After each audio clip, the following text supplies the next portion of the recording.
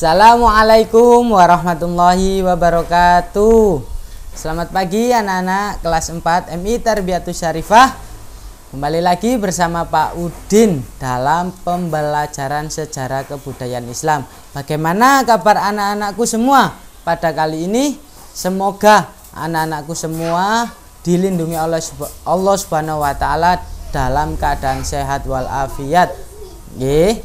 Nah, pada pembelajaran kali ini diingat kita akan mempelajari penduduk kota Yatsrib sebelum hijrah bab ketiga. Jadi sebelum pembelajaran kali ini marilah kita membaca basmalah bersama-sama. Semoga kita diberikan kemudahan dalam mempelajari pembelajaran yang kita lakukan bersama. Marilah kita membaca basmalah.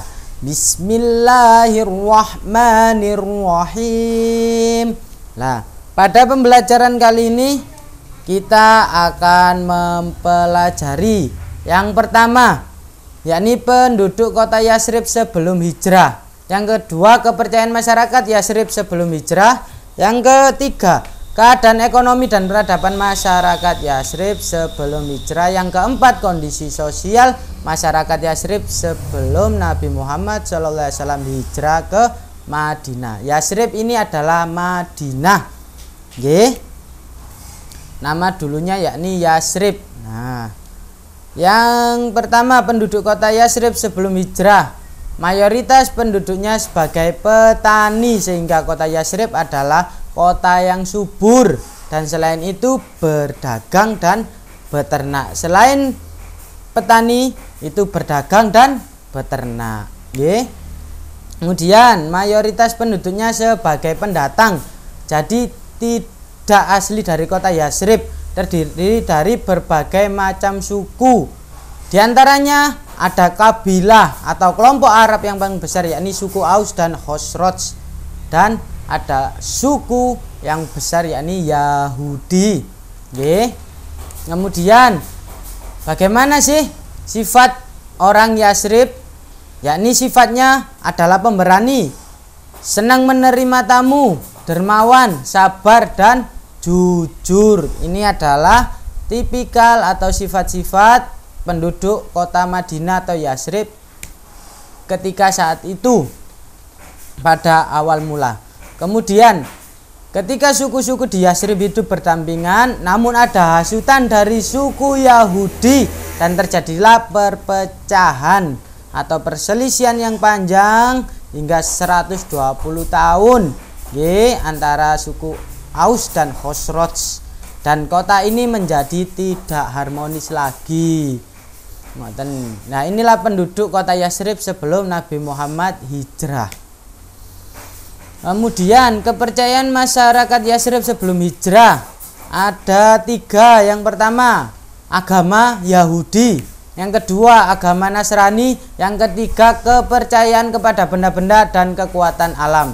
Wajib dihafal anak-anak, ada tiga: agama Yahudi, Nasrani, dan kepercayaan kepada benda-benda kekuatan alam. Kemudian kita lanjut ke agama Yahudi. Apa sih agama Yahudi itu? Agama Yahudi adalah bersumber dari ajaran Nabi Musa alaihissalam. Kitabnya adalah Taurat.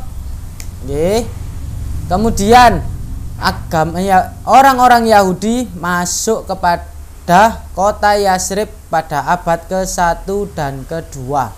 Sebab mereka dikejar-kejar bangsa Romawi karena mereka dianggap melakukan pemberontakan pada saat itu, sehingga mereka melarikan diri ke kota Yatsrib. Kemudian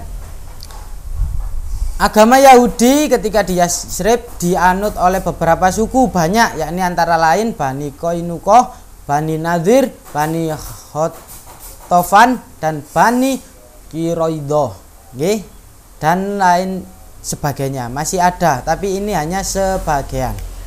Kemudian agama Nasrani. Apa sih agama Nasrani itu anak-anak? Agama Nasrani adalah agama Nasrani bersumber dari ajaran Nabi Isa alaihissalam. Itu bukan agama Yahudi, tapi Nasrani, atau kita sebut yakni sekarang Kristen. Nah, kitab sucinya yakni Injil. Nah, Kemudian masuk ke kota Yatsrib pada abad keempat. Abad keempat itu mulai tahun 301 Masehi sampai 400, dan tepatnya pada tahun 343 Masehi, sebab Kaisar Romawi mengirimkan orang untuk menyebarkan agama Nasrani ke Yatsrib. Kemudian masyarakat Yatsrib memeluk agama Nasrani adalah kelompok sebagian kecil saja, tidak sebesar Yahudi. Dan kelompok tersebut, Bani tersebut yakni berasal dari Bani Najran. Oke. Kemudian kepercayaan kepada benda-benda dan kekuatan alam. Nah, kepercayaan terhadap benda-benda yakni adalah mempercayai adanya roh yang mendiami suatu benda. Jadi ketika pohon, batu, dan lain sebagainya itu diyakini bahasanya ada roh yang mendiami. Kemudian kepercayaan kepada kekuatan alam adalah mempercayai suatu benda yang mempengaruhi kehidupan manusia. Jadi adanya angin, adanya laut, dan lain sebagainya itu bisa mempengaruhi kehidupan manusia. Kemudian mereka menyembah pohon, batu, sungai, matahari, bulan, dan lain sebagainya. Inilah kepercayaan kepada benda-benda dan kekuatan alam. Kemudian keadaan ekonomi peradaban masyarakat Yatsrib sebelum hijrah. Yang pertama, Yatsrib merupakan daerah pertanian dan perkebunan yang menghasilkan kurma dan anggur. Kurma digunakan untuk makanan dan sebagai barang tukar menukar. Jadi kurma digunakan untuk selain sebagai makanan juga sebagai tukar menukar. Kemudian tanahnya subur di Yatsrib, adanya sumur-sumur yang banyak bisa mengairi area persawahan dan perkebunan. Makanya tanah di Yatsrib itu subur.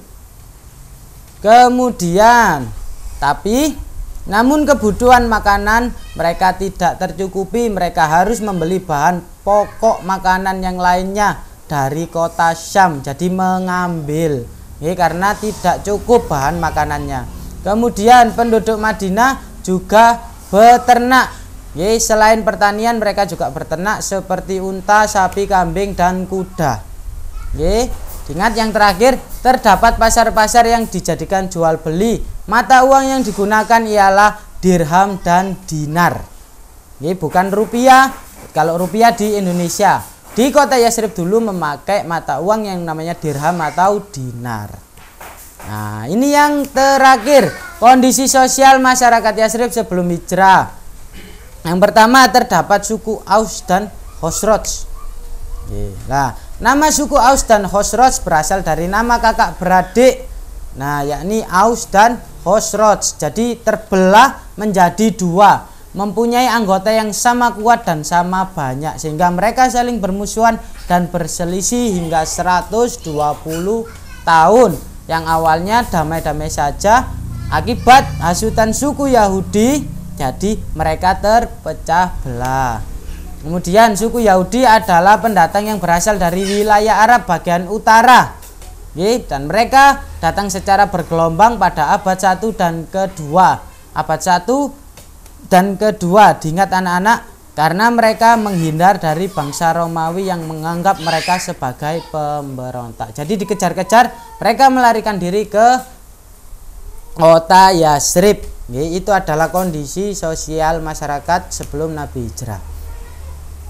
Nah, ini tugas di rumah, ditulis di buku tugas yang pertama. Jelaskan gambaran penduduk kota Yatsrib sebelum Nabi Muhammad SAW hijrah. Yang kedua, ada berapakah kepercayaan masyarakat Yatsrib sebelum Nabi Muhammad hijrah, dan sebutkan apa saja.